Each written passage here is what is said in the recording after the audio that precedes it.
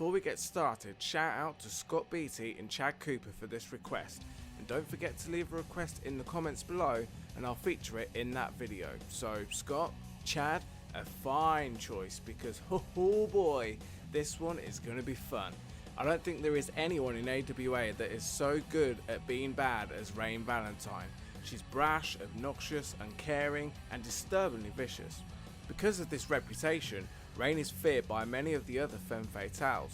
It's been told before by her past opponents that you don't really defeat Raine, you can only survive her. So with all that being said, it's time to take a closer look at the eldest Valentine sister as AWA Mayhem Wrestling presents 5 things that you didn't know about Raine Valentine. Number 5. As hard as metal. Raine is tough, there's no two ways about it. She has a high pain threshold and an even higher lust for violence. As you would imagine, Raine's taste in music is pretty hardcore too. The likes of Metallica, Megadeth and Pantera have all been cited as staples of Raine's music playlist. However, Raine's all-time favourite band is Slayer. Proof? No problem. Let's take a look at Raine's shirt. To the untrained eye, it's just a cool shirt, but did you know that this shirt design is adapted from Slayer's logo? Even on the back, it has a list of Raine's past victims printed in the layout of a tour shirt. But if this wasn't enough proof for you, then how about this? One of Raine's finishes is even named after a Slayer album and song title, but I think that move deserves an entry all of its own. Number 4. The Black Widow.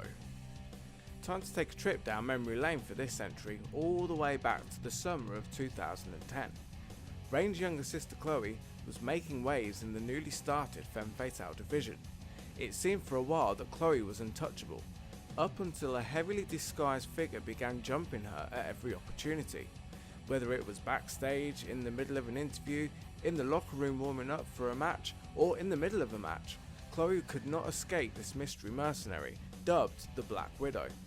After many months of ambushes and sneak attacks, Chloe challenged the mystery woman to a title versus mask match. Black Widow came as close as anybody had done to defeating the champion. However, the attack was unsuccessful, and after the long bout, Chloe finally managed to rip the mask and hood off the attacker to find her eldest sister Raine staring back at her. Given how brash and outspoken Raine is, it's funny to think she made her debut in AWA under a mask. Number 3. Purple Raine. Raine's favourite colour is purple. It's on her gear, on her merch, and even on her hair. But apart from the fact that it's a great colour, there is another reason she uses it so much. It's actually a cheeky reference to a Mortal Kombat character called, you guessed it, Raine. If you're familiar with Mortal Kombat, then you'll know that Raine is the purple ninja. A lot of people assume that the wrestler Raine was wearing purple in reference to Prince's song Purple Rain, but ironically this is the case for the Mortal Kombat character, so I guess you can say it's true in a roundabout way.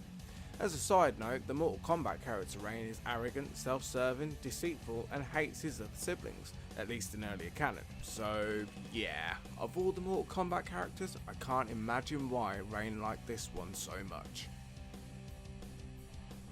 Number 2. Raining Blood. So, by this point in the video, we can all agree that Raine is edgier than Edge balancing on the edge of a cliff whilst listening to the Edge from U2 play guitar. But apparently one person didn't agree, that person being Raine. Already having a generally feared moveset, Raine decided to add one more devastating manoeuvre to her repertoire. Enter the Raining Blood, a vicious twist on her usual gory bomb finisher, in which she delivers a crushing STO while still in the gory bomb position. Raine debuted the move against Winter at AWA Doomsday in 2012, leaving Winter injured for many months after. Raine revelled at the effectiveness of the move as she began using it at every available opportunity, resulting in a good portion of the roster being put on the shelf. The move was so destructive that AWA placed a fine on the usage of it, and although the sum is undisclosed, it's said to be pretty hefty. There are only 3 other moves that are fineable, and that's Chloe Valentine's rarely used Angel Driver, basically a vertebraker into an inverted pedigree, and Trinity's 2 pile driver variations, being Regular and Cradle. but the Reigning Blood was the first to be finable. So just know, whenever you see Raine use this move, it means she was willing to clear out her bank account in order to execute it. And fortunately for Raine's accountant, it's never been kicked out of. Number 1. Hell Hath No Fury. Back in early 2014, AWA Mayhem was the battleground for a very volatile and personal family dispute between Raine, Layla and Chloe.